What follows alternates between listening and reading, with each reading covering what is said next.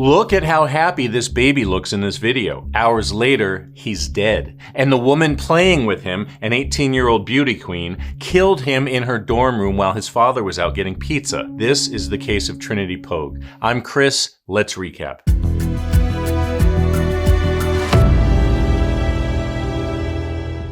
Let's go back to the afternoon of Sunday, January 14th, 2024. We're at Georgia Southwestern State University in Americus, a totally normal college dorm. Students eating ramen, pretending deadlines don't exist, standard campus chaos. But inside Trinity Poague's dorm room, things are not normal. A little boy is being murdered. So, who is Trinity Poague? On paper, she's the kind of overachiever small towns put on billboards.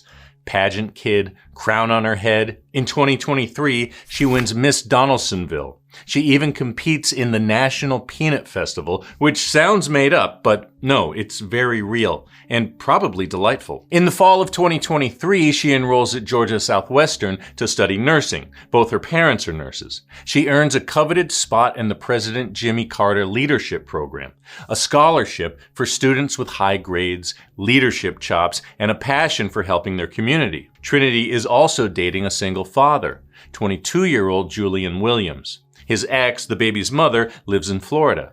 They share custody of their 18-month-old son, Romeo, JD, but the baby has mostly lived with Julian for about a year. He and Trinity were on and off for a while, but they made it official in June 2023. So by the time everything blows up in January 2024, they've been together for about 7 months. In the time they've known each other, Trinity has been around JD a lot. Julian brings him out often. She helps out, feeding him, changing diapers, doing the day-to-day things adults do when there's a baby in the room demanding all the attention. According to Julian, she seemed okay with the situation, at least most of the time. But sometimes she'd admit she wasn't sure she could handle dating someone with a child. Then she'd apologize, things would smooth over, and life went on. But was it really fine? In court, Julian remembered one strange thing. Once in November, he had to work, so he left the baby with Trinity. When he got home, JD had a bruise on his face. Trinity told him the baby ran into a drawer. That was the only time he could remember JD getting hurt while alone with her. And looking back, it suddenly feels a lot harder to explain away. But that wasn't the only red flag, not even close. Trinity wanted a baby of her own with Julian. She didn't want to be a stepmom. She resented the attention he gave his son. She even told friends she didn't like the baby, and honestly, the feeling seemed mutual.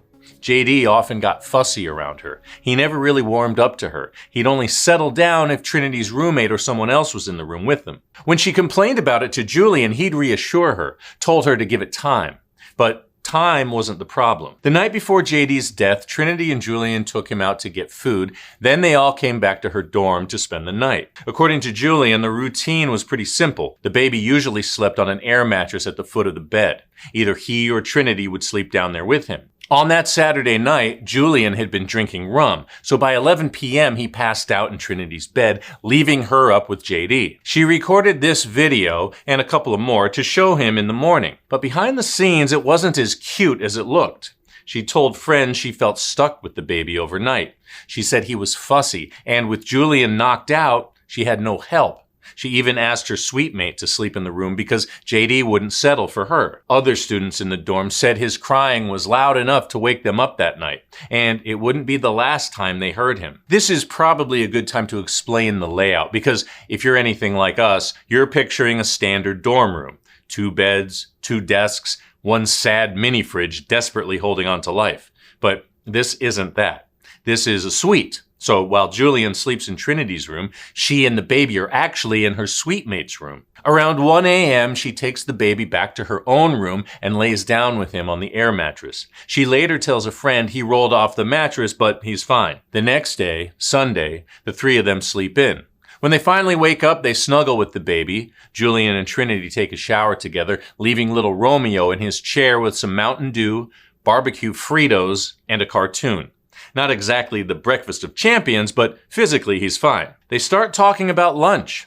Around noon, Julian heads out to Walmart to grab a few things and pick up a pizza. He leaves JD alone with Trinity.